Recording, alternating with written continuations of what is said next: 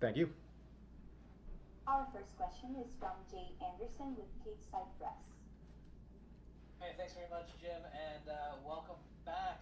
You're going to pull even again with Cowboy in this one, I believe, for the most fights in the UFC. But I want to ask, is this kind of the strangest set of circumstances you've ever fought in, with a pandemic, an empty arena looking ahead? Yeah, it's a weird one. Haven't haven't haven't been to Vegas and it be this deserted.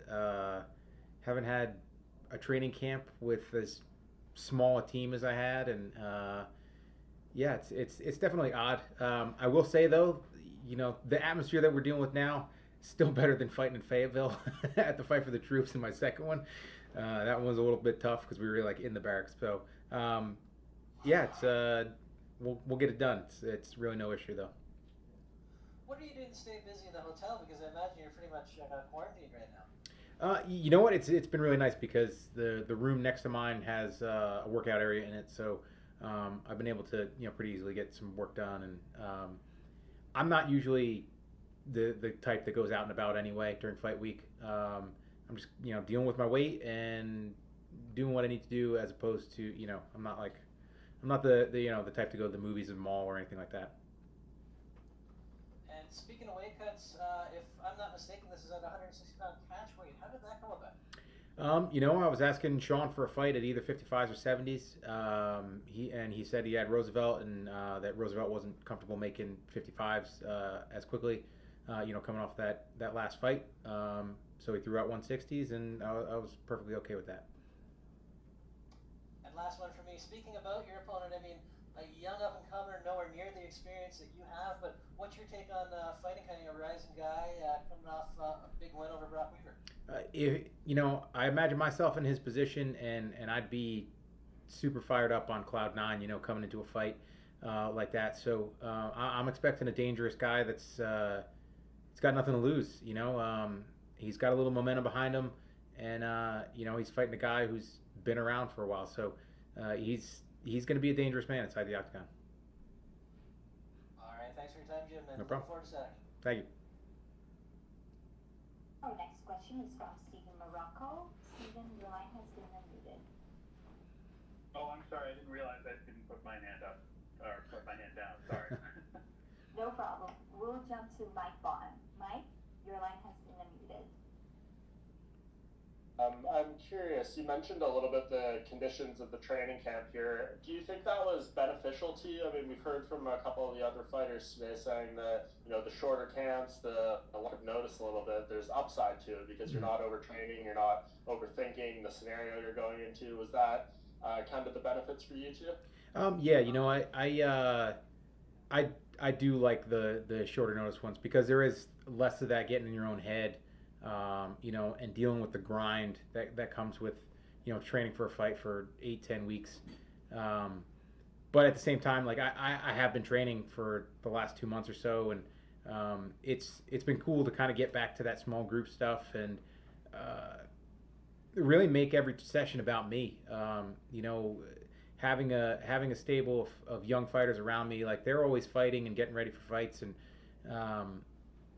training sessions were, it was I was the only guy with anything on the deck, so it was all about just making me better and you know getting me in the best shape that I can and as sharp as possible. Um, so yeah, it's there have been definitely some upsides to it. Um, the downside is that you don't have I didn't have as big a team. I didn't have as big a group of guys, so that you're missing out on a little bit of that the camaraderie and the typical cool things that come with having a group of guys that are doing the same thing as you. Yeah, and it got mentioned off the top, this record tying 35th fight here. What's this number going to look like when it's all said and done? Is it going to be 40? Is it going to be 50? How many do you have left in you? Uh, it'll be 40. I'm pretty confident with the way that I'm feeling, that I'll get to 40. Uh, 50, I don't know. Like we'll see where it goes. I'm playing it, fight by fight, and I look ahead and I see UFC 300 in like 4 years, and I'm like, I don't know if I can make it that far, but it would be it would be pretty cool to fight on 100, 200, and 300. So um, I'm not hung up on that idea. I'm not focused on that idea. But like I said, where I'm at, another 5 fights after this. If I get to fight at the pace that I want to, that's a less than 2 years. So I can easily handle that. Yeah, do you think maybe you tweak your approach to how many fights you're taking? Like maybe, shrink it down to one fight a year or something like that to kind Uh, of, extend the longevity? no, actually the opposite. I if I got to fight as often as I wanted to, I'd have probably just about 40 fights now anyway. But yeah, it's for me, it's just easier to stay in it. I've been fortunate enough, knock on wood, that I haven't had to deal with anything super crazy coming out of any of these fights. I've got plenty of injuries that I deal with, plenty of nagging stuff, but nothing's required surgery yet. So yeah, if for me to stay in the gym and have that goal ahead, it's easier for me to just keep on chugging along. And there's so many things now with a large family and the kids growing, and running the business and all these other things that pull me away if I give if I give the opportunity. So I'm good at focusing in on fighting when there's that fight ahead, but it becomes really difficult if there isn't. So yeah, if I could fight every 3 months, I'd be pretty happy with that. Well, and the last one for me, where do you draw motivation for a fight like this? Obviously, you've headlined cards, you've fought guys who are world champions, top contenders, all that kind of stuff. You're fighting someone who's much lesser known and is a pretty young guy in the game in terms of how long he's been in the UFC. So, what drives you and what gets you up every day to train for a fight like this? It's a fight. I've never looked over anybody, and it's an opportunity for me to show off my skill set. It's an opportunity for me to get paid. There's plenty of things to be looking forward to about it. And like my goal is to fight to my full potential. And even at 34 fights in the UFC so far, I feel like I've come close, but I haven't quite cracked the code on how to fight perfectly every time. Like I wanna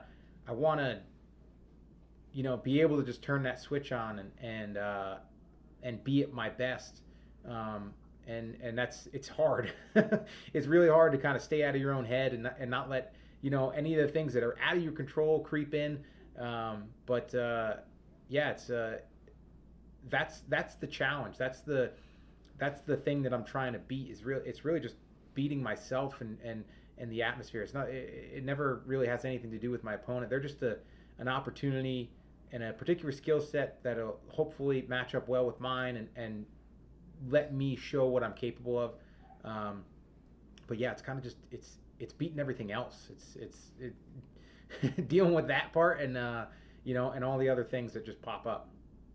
And sorry, I do have one more just based off what you said there. Where has been the closest to that perfection you got? I mean, the last 3 wins you've had have all been first round submissions, pretty quick, less Mm-hmm. than 2 minutes each or less. So do you feel you were pretty close there with those Gonzalez and Guida wins? Obviously, the last one didn't go your way, but there's been moments where things have clicked consistently. Yeah, I do feel like I was close with those. I mean, Guida hit me pretty hard, So, fortunately, that kind of, I was super excited for that fight. That one was just to be able to share the octagon with Clay. I've been such a fan of his for a while, and I was just really amped for that one. But yeah, so I was in a really good place, going into that fight, and he still landed that big shot that could have easily been the end of my night. But yeah, the Gonzalez, the Alex White fight, those were pretty good, and I go all the way back to like the Fabricio Camoes fight, where there were little things that he did. He swept me, and he hit me a couple times, but then I ended up just letting my body do what I've trained it to do for my entire life, and it did it, and against a high level guy, and that was awesome. So yeah, I just want to get to that point where like I can just shut it off and do what I've trained to do and show off all the skills that I'm capable of. Because the fact of the matter is I've tormented some of my training partners for years with things that I've never hit in fights, and I kind of want to, for their sake, for them, I want to be able to pull those things off in the octagon. Well, hopefully it happens Saturday night. Thanks, Jim. Thank you. Our last question is from Alistair Bishop with MMA Republic. Jim, how are you, sir? I'm good. I'm good. Fantastic. My first question is actually from my co-host. He wants to know why you shoot with the PSE. Why do I shoot with a PSE? Yeah. Yeah, you know what? My good buddy and archery coach, John Dudley. He sent me the PSE, and I if he's handing me something, I'm gonna shoot it because he's the master. So whatever he says to do when it comes to flinging arrows, I'm gonna do. Fantastic. You're a guy that I read an article not so long ago about the 3-decade man, someone in quite a long position as an MMA fighter who seemed to be getting better with age, if you can say it like that. What would your advice be, especially to someone like me from South Africa, to young aspiring MMA fighters to have a long career and a long successful career? Don't let the bad days dictate like what you're doing, right? Like I've trained with a lot of guys over the years that were super talented and could have made it very far in the sport, but like your day to day is, it's just going to be up and down. Like some days are going to be better than others, and you're going to have those days where you're not. And I've seen a lot of guys that they let the rough days, where somebody that they normally are matched up pretty head to head with, they'll get the better of them, and they just let it affect them. And you just got to look at every opportunity as a learning experience, and make the most of it. And like I've had plenty of days, especially dealing with the Lyme disease, that my job when I was on the mats was kind of just to survive and to get through it, and to protect myself.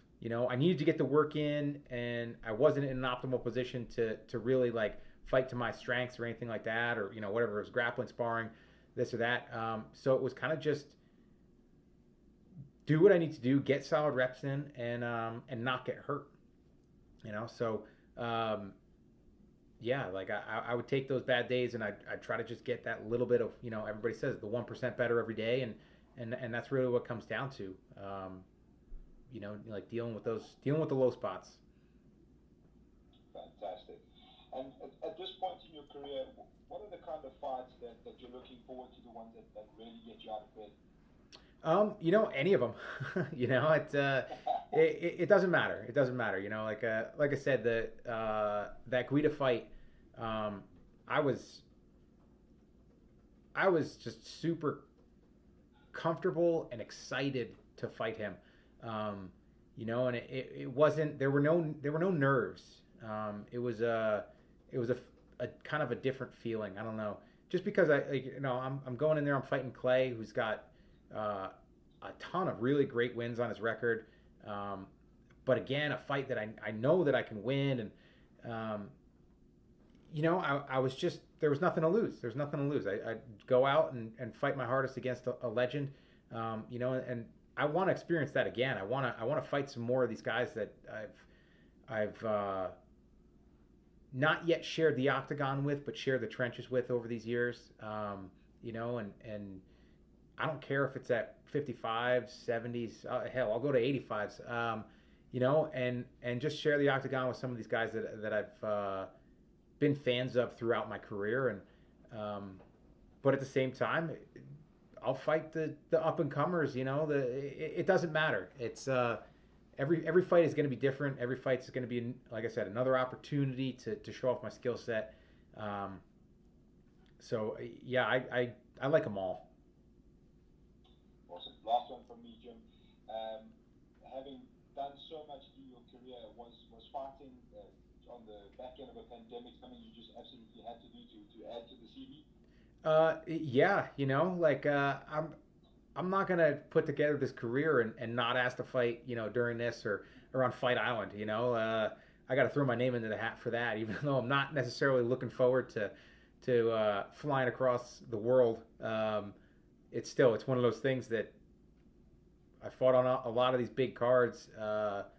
Yeah, it's like a it's like an '80s karate movie. Like I gotta go to Fight Island. So yeah, I'm looking forward to performing well on Saturday night, coming out of this healthy, and get another one hopefully by the end of the summer, and yeah, fight over there.